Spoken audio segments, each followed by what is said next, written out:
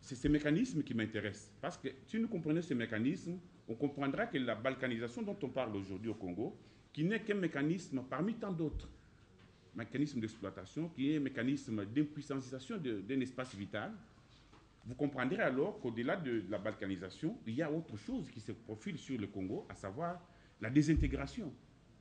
Donc, avec votre autorisation, je prendrai mes 20 minutes pour vous dire, voilà, dans un premier temps, quand les Blancs sont arrivés ici au XIVe siècle, ce qu'ils cherchaient en Afrique, ce n'était pas des minéraux, ils n'en avaient pas besoin. Ce qu'ils cherchaient, c'était l'homme africain qui a été vendu, marchandisé, transporté d'ici, amené en Europe et puis amené en Amérique pour aller faire les sales boulots que les Indiens ne pouvaient pas faire parce que les Indiens étaient pratiquement exterminés. Et pour justifier cette traite négrière, l'Occident a produit un discours, ce qu'on appelle le discours de la dévalorisation de l'autre. Pour justifier moralement ce commerce hideux, et ça c'est un premier mécanisme, c'est ce qu'on appelle l'herméneutique de la dévalorisation de l'autre. Ils ont produit un discours pour dire voilà, l'homme nègre n'a pas d'histoire, l'homme nègre n'a rien inventé, donc ce n'est qu'un simple produit convoyable à souhait qu'on peut utiliser dans toutes les tâches impossibles. Et cette herméneutique dévalorisante du nègre a continué par ce qu'on appelle la falsification de l'histoire des civilisations, la falsification de l'histoire de l'Afrique elle-même, et aussi par ce qu'on peut appeler les assassinats ciblés de ce qu'on appelle les intellectuels autochtones, c'est-à-dire les détenteurs des savoirs africains.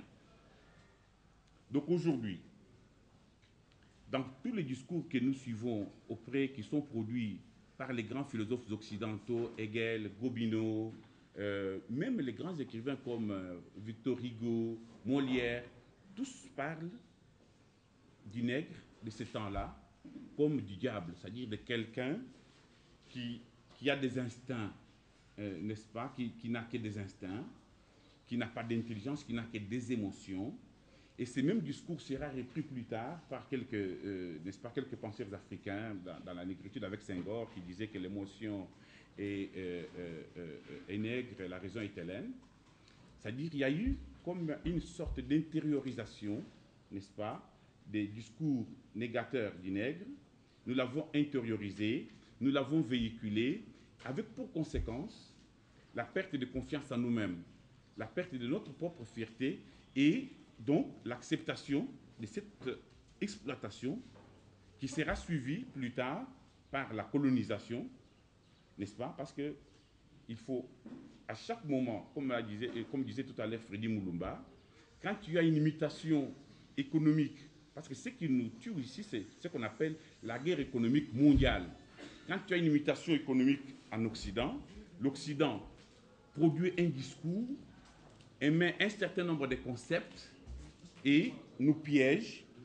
C'est ainsi qu'avec la colonisation qui a suivi, comme je l'ai dit tout à l'heure, la traite négrière a duré pendant 4 siècles, du XIVe siècle jusqu'au XVIIe, XVIIIe siècle, et elle a eu comme conséquence de vider l'Afrique de plus ou moins 280 millions de personnes humaines.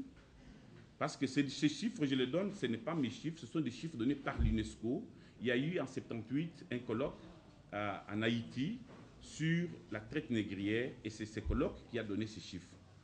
La conséquence, il y en a 3 de cette traite négrière, c'est que l'Afrique a été vidée de sa ressource humaine. Comme vous le savez, le développement, c'est la population. Quand il n'y a pas les mains, le bras pour faire un développement, ça fait partie de ce qui bloque le développement actuel en Afrique. Il y a eu cette perte immense qui a fait que l'Afrique aujourd'hui a beaucoup de difficultés pour amorcer son développement en l'absence d'un optimum populationnel conséquent. La traite négrière a eu aussi pour conséquence de créer ce qu'on appelle un imaginaire pathologique.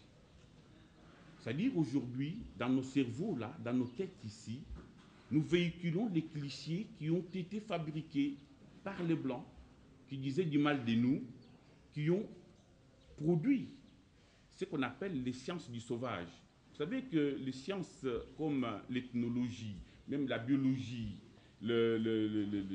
l'anthropologie, à leur naissance, étaient des sciences faites pour disqualifier l'homme noir, pour dire, voilà, je donne un exemple très simple d'une science qu'on appelle la craniométrie, qui disait que voilà, l'homme noir n'a pas, son crâne n'est pas suffisant pour détenir ou contenir les 1 milliard de neurones, donc de produire la pensée conceptuelle.